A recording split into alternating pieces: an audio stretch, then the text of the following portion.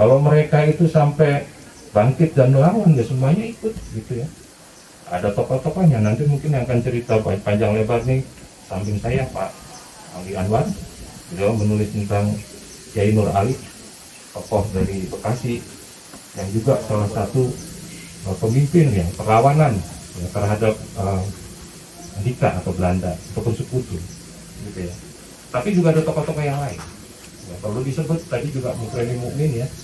Kemudian juga ada yang namanya Haji Garik. Haji Garik ini di daerah Klender, ini juga seorang ulama gitu ya. Kemudian juga ada yang juga legendaris itu tentu juga pada kenal semua nih, karena ini juga salah satu tokoh inspiratif dari tanah Betawi, yaitu Bang Pi, Imam Syafi'i. Ya, ini luar biasa orang ini, tokoh ini ya, dia jagoan di daerah Senen. Tapi di masa revolusi dia nggak berhenti cuma jadi jagoan. Dia memilih untuk terjun langsung ya ke kancah revolusi, memimpin pasukan namanya Laskar Rakyat Jakarta Raya, apa ya namanya ya, LRJR, Laskar Rakyat Jakarta Raya gitu ya. Dan dia bawa anak buahnya semua, dan juga masyarakat di daerah Senen melawan Belanda, karena di Senen itu ada Tangsinya Kenil gitu ya. Dan Bang Pi ini jadi sosok yang menakutkan bagi tentara Kenil ketika itu, ataupun tentara Nika ya, karena dia nggak kenal takut gitu ya. Kalau di Senen itu kalau ada ribut-ribut atau apa, panggil Bang Pi itu biasanya bisa diselesaikan. Nah ini yang sekarang bikin ribut Kenil, udah itu ya dilawan habis-habisan gitu. Dan terkenal tuh waktu itu Bang Pi itu kalau pergi kemana-mana naik kuda. Jadi betul-betul kelihatan sosoknya berwibawa gitu ya. Dan kata orang dia kebal. Nah, ya mungkin karena beliau jagoan atau jawara ya, pernah berburu sampai ke Kalimantan dan segala macam, pernah ngalahin jagoan di Senen yang paling hebat, yang pernah ngalahkan kakeknya ke bapaknya begitu ya. Jadi bapaknya itu pernah tewas terbunuh dalam pertarungan di Senen antar jagoan. Dia berburu, balik lagi dia kalahin murid dari dulu yang ngalahin bapaknya gitu ya. Itu Bang Pi gitu ya.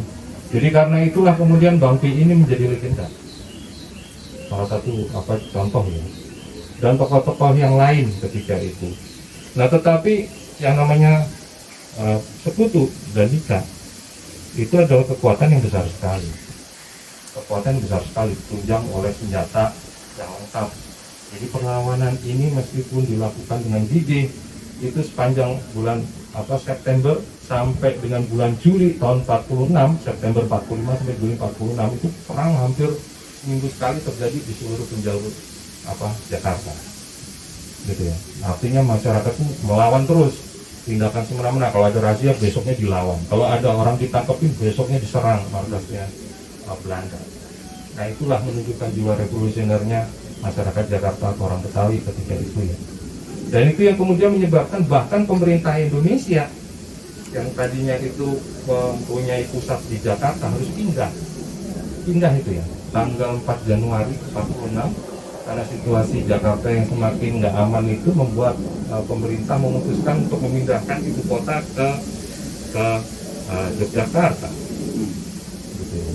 Tetapi apa yang terjadi di Jakarta nggak berhenti revolusi terus gitu ya, masyarakat melawan terus ya, sampai terjadi banyak peristiwa-peristiwa yang heroik ya.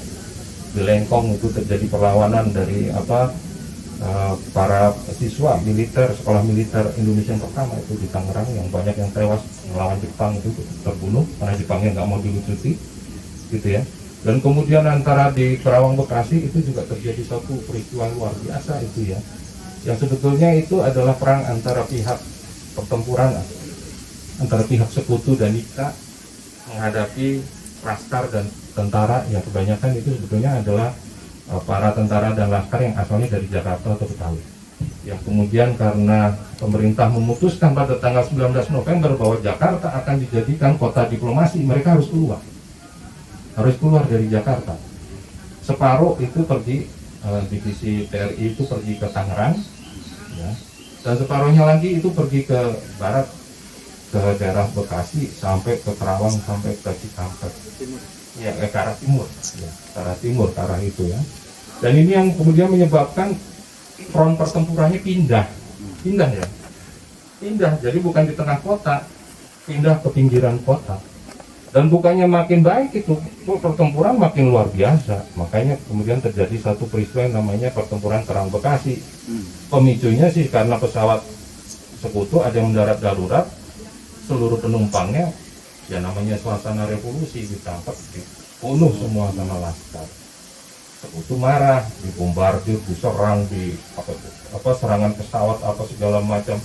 Gak ada yang takut, mati ribuan. Ya, ribuan mati. Dan itu kalau nggak diabadikan sama Chairil Anwar, kita lupa peristiwa itu. Ada puisinya Chairil Anwar, Antara Kerawang Bekasi. Yang kebanyakan yang jadi korban, jadi pahlawan di situ siapa? Menurut saya kebanyakan ya orang Betawi. Ya, ada banyak di sana. Dan Chairil Anwar tanya, ini pengorbanan mereka ada maknanya enggak? Ya, pengorbanan mereka itu apakah sekedar hanya menjadi sebuah peristiwa yang kemudian meninggalkan tulang belulang, atau punya makna? Nah, saya senang bikin acara kayak begitu. Kita bikin makna itu pada para pahlawan itu pada waktu itu. Dan kebanyakan adalah putra putri Betawi. Gitu ya. Dan peristiwa ini berlangsung ya cukup panjang. Kan periode revolusi itu terjadi antara tahun 45 sampai 49. Setelah pemerintah Indonesia pergi meninggalkan kota Jakarta, pindah ke Yogyakarta. Di Jakarta itu pertempuran terus terjadi, termasuk agresi militer Belanda yang pertama, kemudian agresi militer Belanda yang kedua. Itu korban terus berjatuhan. Tapi semangat perlawanan dari masyarakat Betawi nggak pernah surut, nggak pernah surut.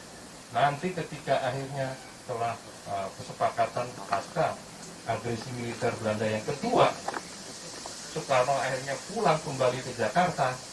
Itu yang nyambut juga ada puluhan ribu ya, di lapangan Ikada yang ada di Istana Merdeka, dan mereka semuanya ingin mendengarkan apa yang dikatakan Soekarno, dan Soekarno mengatakan bahwa kemungkinan besar kita akan mencapai kedaulatan sepenuhnya karena kemungkinan Belanda akan memberikan kedaulatan atau mengakui kedaulatan Indonesia itu tidak lama lagi.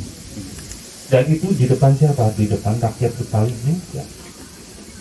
Ya. Jadi yang mau saya katakan adalah bahwa revolusi di tanah Betawi ini adalah episode kunci ya. Episode yang sangat strategis atau penting di dalam perjalanan revolusi Indonesia. Dan di situ rakyat Betawi adalah pemain utamanya. Gitu ya. Jadi jiwa heroisme, jiwa kepahlawanan dan jiwa perjuangan orang Betawi itu nggak perlu dibuktikan lagi. Udah teruji gitu ya di masa revolusi, dan itu kemudian menjadi bukti bahwa kita ketika kita mendapatkan pengakuan kedaulatan, pemerintah Republik Indonesia pindah lagi ke Jakarta ya. Dan yang namanya episode ketika kita mengalami revolusi kemerdekaan, di mana yang paling terasa suasana revolusi itu di seluruh Indonesia selain di daerah-daerah yang ada pertempuran, yaitu adalah di Jakarta atau di tanah Betawi ya. Nah, ini perlu dikupas lebih jauh nih. Mudah-mudahan teman-teman muda di sini punya minat untuk mendalami tadi tokoh-tokoh yang sebagian saya sebut ya.